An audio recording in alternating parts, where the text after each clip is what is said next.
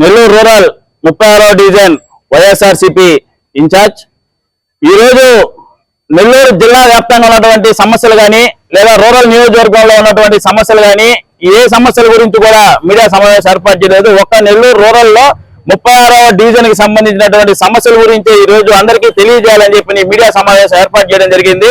అభివృద్ధి అనేది దేవుడు ఎరుగు. ఈ 36వ డివిజన్ ప్రత్యేకంగా సమస్యల వలయంలో చిక్కుకోబోయిందని ఖచ్చితంగా చెప్పాలా. ఎందుకంటే 2025 5వ నెల 15వ తేదీ 1,50,00,000కి సుమారు 1,50,00,000కి శిలాఫలకం వేసి ఈ సిమెంట్ రోడ్డు కావచ్చు, లేదంటే సీసీ డ్రైన్లు కావచ్చు, వీటన్నిటి కూడా శంకుస్థాపన చేయడం జరిగింది. ఆ కాలువలు గాని లేదా ఈ రోడ్డు గాని పూర్తిగా పూర్తయి ప్రజలకు అందుబాటులోకి వచ్చి ప్రజలకు వాడుకలోకి వచ్చి సుమారు 6 నెలల టైం కూడా పట్టలేదు.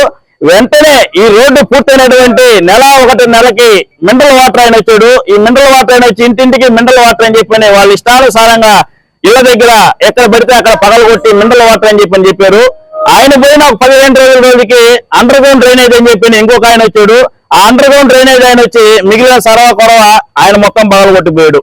ఇది కేవలం అధికారుల యొక్క సమన్వయ లోపమా లేదంటే కాంట్రాక్టర్ ని బతికిచ్చేందుకు ఈ అధికారులు నాయకులు చేస్తున్నటువంటి ప్రక్రియ? ఎందుకంటే పసిబిడ్డని అడిగినా చెప్తాడు, ఒక ఏరియాలో మినరల్ వాటర్ లాగాలా, అండర్ గ్రౌండ్ డ్రైనేజ్ వేయాలా, రోడ్డు వేయాలా అంటే ముందు ఏ పని చేయాలా, తర్వాత ఏ పని చేయాలా, తర్వాత ఏ పని చేయాలని ఒక పసిబిడ్డని అడిగినా కూడా చెప్తాడు.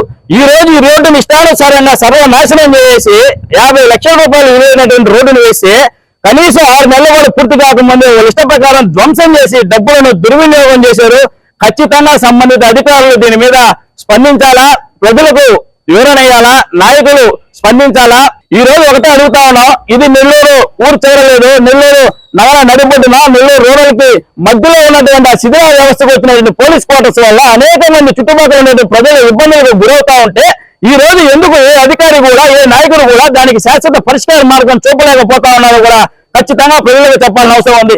ఈ యొక్క సమస్యల మీద ఖచ్చితంగా మీరు కానీ స్పందించకపోతే, ఈ సమస్యలను పరిష్కార మార్గం చూపకపోతే ఖచ్చితంగా సంబంధిత విద్యుత్ కావచ్చు, పారిశుద్ధ్యం కావచ్చు, పోలీస్ కావచ్చు, రెవెన్యూ ఏదైతే సమస్య అయితే ఉందో ఆ సంబంధిత కార్యాలయాలను కూడా మేము ముట్టడిస్తామని చెప్పి ఈ ముఖంగా తెలియజేస్తూ సెలవు తీసుకుంటాం.